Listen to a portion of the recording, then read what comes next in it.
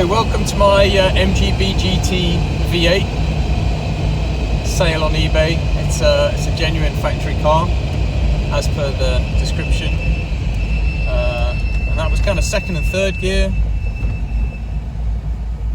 and I'm just going to join the A127 here, which looks a bit busy, just to avoid that motorcyclist.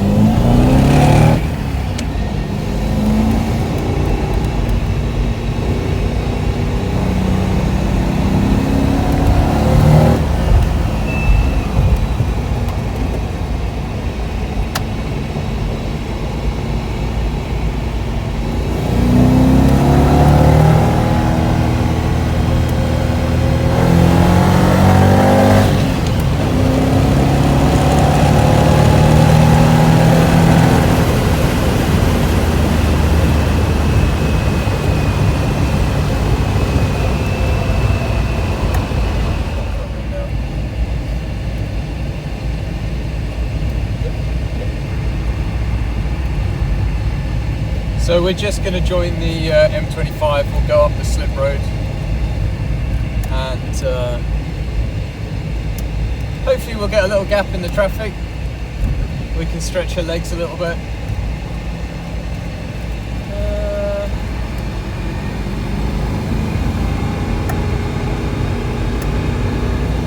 Maybe not.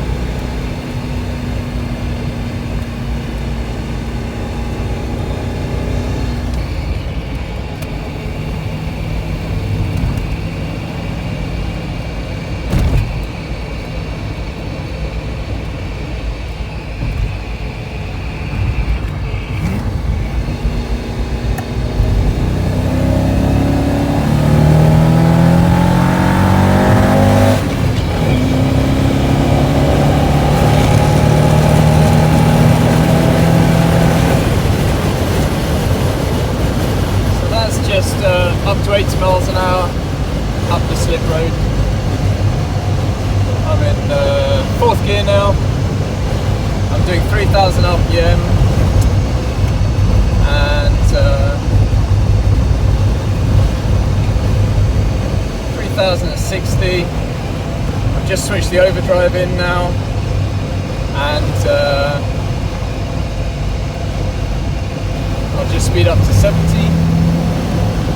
That's 70 at about 2,600 RPM. So you can kind of see why you could just cruise this all day. You know, you can do, it's really pretty effortless. And so we're in overdrive top at the moment. And then if you want a little bit of acceleration, you can come out down to third, which will take the overdrive off automatically. And we're off.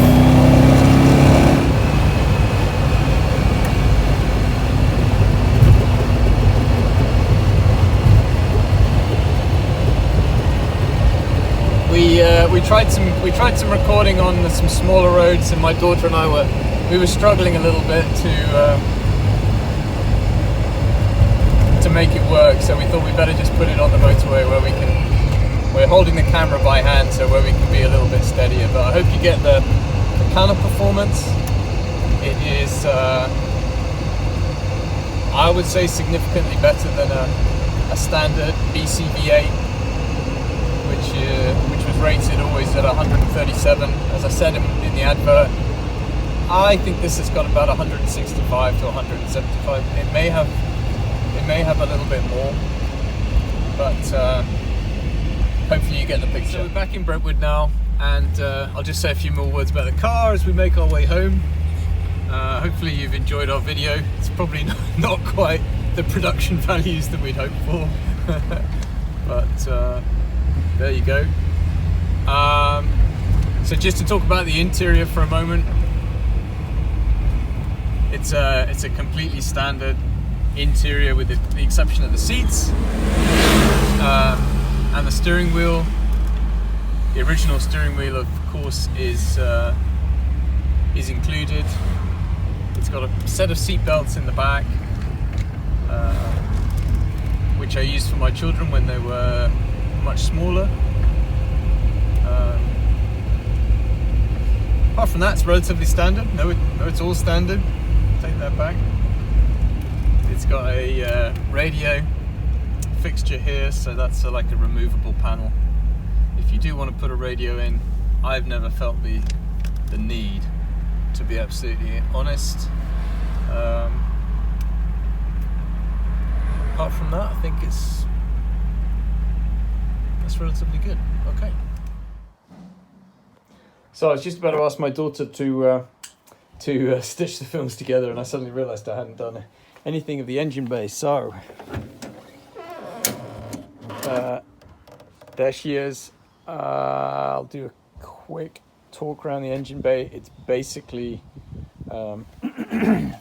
standard, apart from the K&N filters. It's had a K&N filter swap and a corresponding needle swap. I've got the original cases which go on there.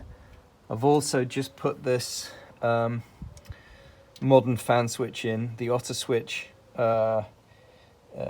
was not particularly good, so I've just upgraded it to this. That's just a conventional switch, so if you ever need to replace that, that's like 10 or 12 pounds at your local auto parts store. You can also get them in different temperature ratings if you want it to come on a bit sooner or later, depending on the cooling.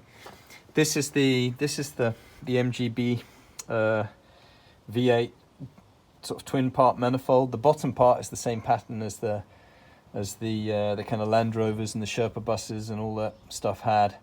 The top part is unique. This black part here is unique to the MGB, and if you're making a conversion, if you're trying to put a conversion together, you'll find that these two things are very expensive indeed to buy. It's also got the original airbox on the back there. Plus it's got the original rocker covers, which I just had repainted. So all in all, that is that. It's got the short exhaust manifold, short tubular exhaust manifold on it. And that's about it. It's really as standard. It hasn't had any kind of chopping and changing. It's all really as it was kind of when it left the factory. So that's the engine bay. Hopefully you've got a slightly better look of it than just the pictures on eBay. So cool. All right, thank you.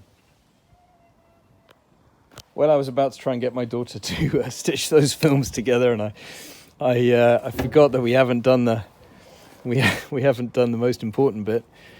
Oh, hang on. I'm trying to talk and do something at the same. Fuck. Ah, shit.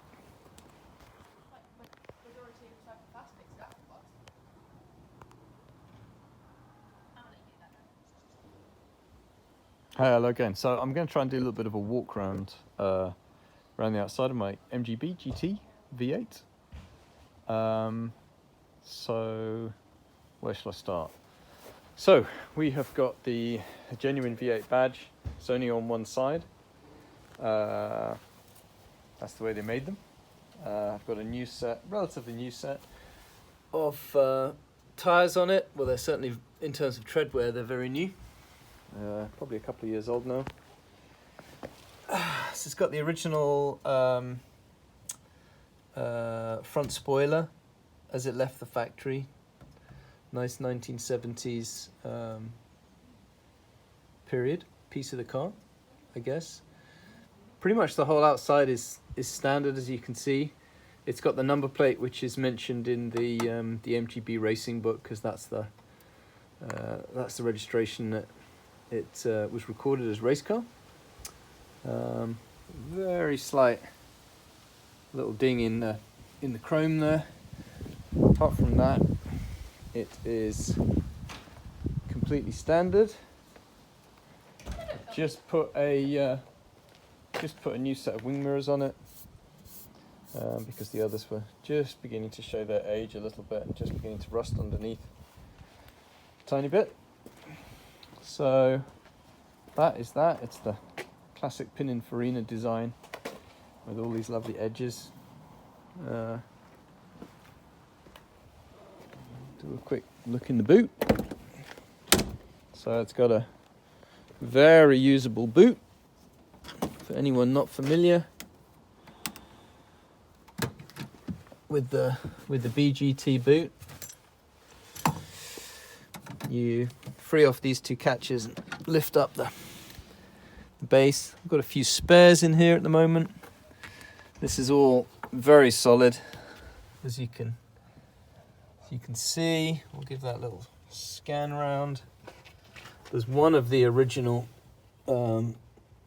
seatbelt eye bolts from when the car was raced. Try and just pull up the carpet. Again, it's all very nice under there. All very solid. So that is that.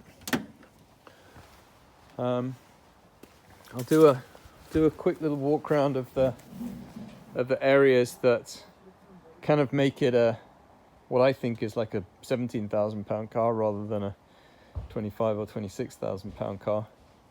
We'll start with the door here. So we've got a little bit of blistering here. So it's solid.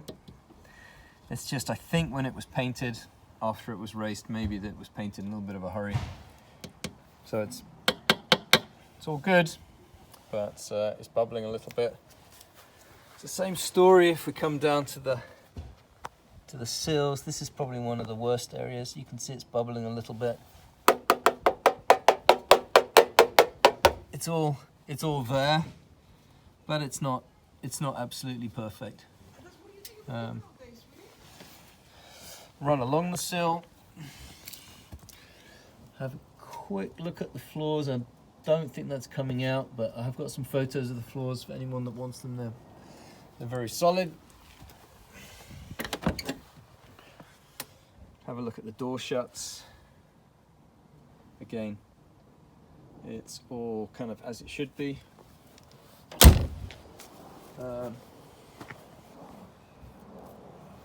Tiny little area there. The next area is on the front of the bonnet.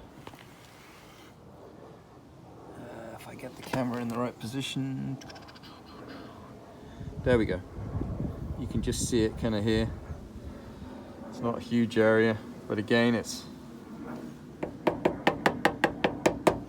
solid enough as the paint seems to be bubbling. Come around a little bit further. Sills, same story as the other side. It's just a little bit of bubbling on the back here, where it's full of metal. It's just needs a little bit of TLC. Same story on the back. It's just peeling off a little bit. And the rear valance. Rear valance again. The paint is it's cracked in places. I mean, it's a 40+ old year car now, but it's absolutely all there. It's nice and solid. As I say, it just needs a little bit of TLC. I think that's about it. You can just see in places. This is a good example. See if I can just come in here. You can just see in the odd place there's just a little bit of yellow, which was the Porsche Saturn yellow, which was the color it was raced under. Just pokes through in a few places, which I think is kind of fun and interesting, but Just to let you know. Oops. So that's it. So have a watch. Hopefully we can stitch all the films together, and you can kind of get a feel for the car. That's really difficult to do on just with the pictures on eBay. So all right, thanks for watching. Cool.